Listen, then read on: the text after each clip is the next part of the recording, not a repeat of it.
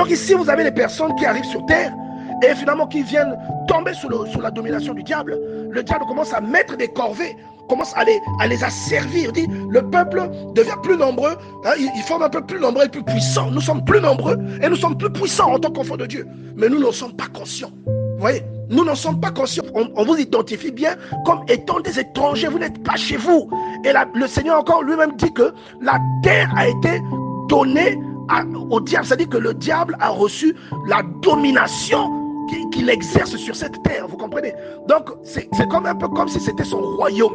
Vous voyez, c'est comme c'est un royaume. Et j'aimerais préciser, quand on parle du monde, ce n'est pas seulement le monde dans lequel tu vis, mais c'est un système de pensée qui régit la terre, où on commence à te faire accepter des choses anormales. On commence à les faire passer pour des choses normales. Tu vois, non? On dit que la nature, donc la parole de Dieu dit ça, ce n'est pas bien, mais le système de pensée du monde te dit que c'est bien. Vous voyez? Donc il y a une domination sur la terre, et quand toi tu t'insurges, tu deviens un dissident, tu deviens l'ennemi. Et il y a des esprits sur beaucoup parmi nous qui sont là en train de s'assurer que vous allez tomber dans le piège. Vous allez voir que c'est ça qui conduit Dieu à convoquer Moïse. Exode chapitre 3, à partir du verset 5.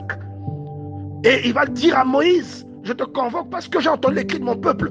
Là, c'est l'appel que toi, dans ta détresse, parce que tu deviens esclave du diable, c'est l'appel que ton esprit envoie au Seigneur.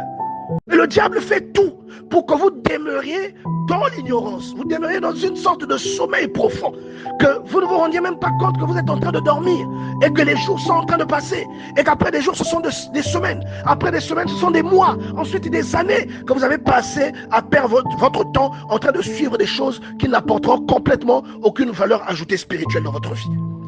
Et c'est là que ça devient intéressant, parce que c'est là que Dieu commence à avoir le besoin d'introduire la Pâque. La Pâque qui est souvent citée dans notre bouche sans en comprendre la signification.